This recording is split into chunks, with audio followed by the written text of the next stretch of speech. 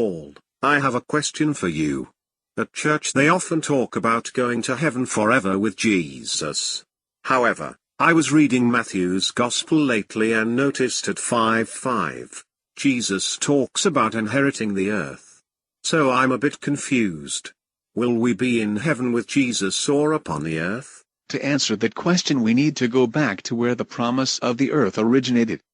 It was all the way back in Genesis with a promise to Abraham. At Genesis 13:15 God told Abraham, because all the land at which you are looking, to you and to your seed I am going to give it forever. At Genesis 22:17 God promised a seed would overcome all their enemies, while Psalm 2:8 makes it clear that kingdom would overtake the whole earth. Thus, at Romans 4:13-16 Abraham and his seed are said to be heirs of the world. And who are his seed?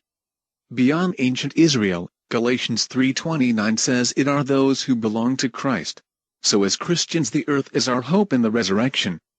As brought out in Psalm 37, we will dwell forever upon it. This is very interesting, but doesn't Hebrews 11:13-16 say Abraham and others were strangers in the earth and have a heavenly hope? It is important to remember the Greek word translated earth is the same for land. If we look at this text historically, he was a stranger in Canaan, the land not the earth. Now what they hope for is heavenly, but that doesn't necessarily mean in heaven. Hebrews 6:4 talks about heavenly gifts, which are gifts from heaven, not in heaven. 3:1 speaks of a heavenly calling, but this is a calling from heaven, not to it. If we look in Revelation 20, we find the holy ones on earth as they are surrounded by the wicked. Okay, I get what you are saying, but even Matthew 5:3 talks about the kingdom of heaven. Could it be that ancient Israel had a hope of earth and Christians a hope in heaven? Notice that is kingdom of heaven, not kingdom in heaven. Matthew 8:11 tells us that Abraham, Isaac and Jacob will be in the kingdom of heaven. Luke 13:26 adds the prophets. Very good.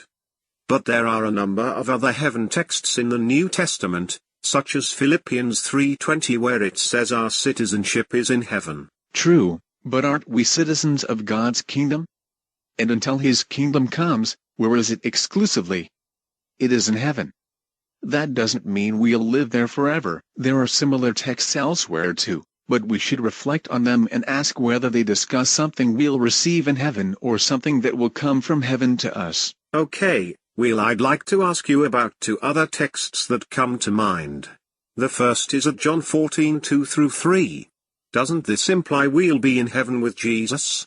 This is one passage that can certainly be read in such a way, but is it necessary? Remember the Abrahamic covenant. When that was established it had a specific meaning of dwelling in the land.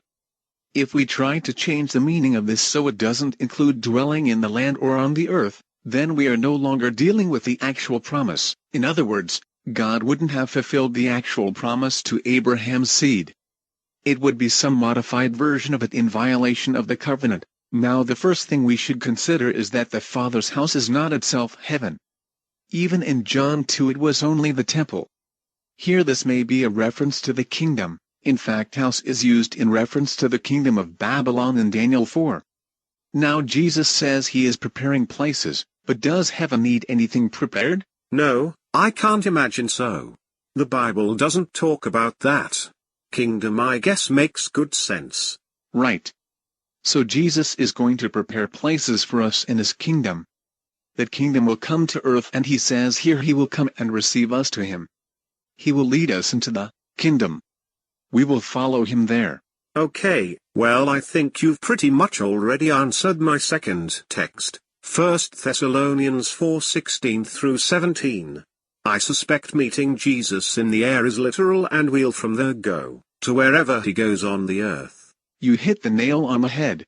Wow. I really appreciate your help with this.